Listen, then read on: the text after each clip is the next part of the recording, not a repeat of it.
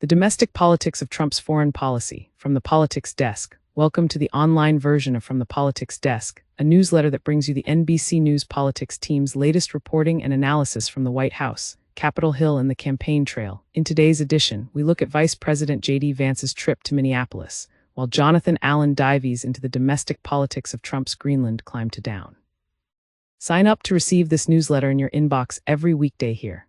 Scott Bland. Vice President J.D. Vance conceded Thursday that federal law enforcement officers haven't been perfect in their handling of immigration enforcement in Minneapolis. But in a visit to the city, Vance's main message was that the best way to reduce clashes around immigration and customs enforcement operations would be for Democrats to cooperate with the Trump administration's agenda. Look, I don't need Tim Walz or Jacob Frey or anybody else to come out and say that they agree with J.D. Vance or Donald Trump on immigration, Vance said, referring to the Democratic governor and mayor of Minneapolis. I just don't need that.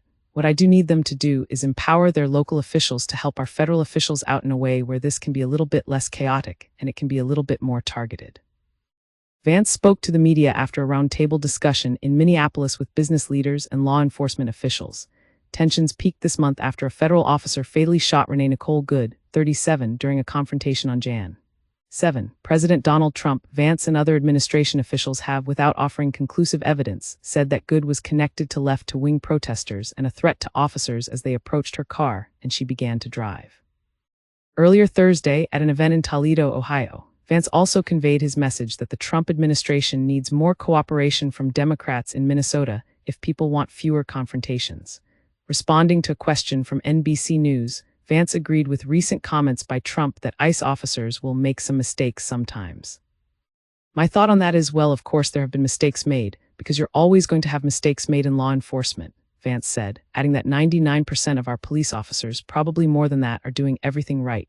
Speaking in Minneapolis that afternoon, Vance similarly acknowledged there are occasionally videos out there that suggest that these guys, or at least some of the people who work for them, are not doing everything right. He added, however, that he sympathized with the federal officers who are under an incredible amount of stress and facing harassment because of a very few far-to-left agitators. Read more. Right arrow. President Donald Trump left the World Economic Forum in Davos, Switzerland, on Thursday afternoon without having acquired Greenland. Instead, he now has what he called a framework for a future deal that will allow America total access to the massive island in the North Atlantic, which, for the purposes of national defense, the U.S. already has. The technical term for such a conceptual agreement is fig leaf. Trump dropped his threat to invade Greenland and likewise retracted his promise to impose tariffs on European countries that supported Denmark's right to keep its property. For all the commotion, it appears that nothing really changed, except perhaps Trump's priorities. For much of the first year of his presidency, Trump focused on foreign policy.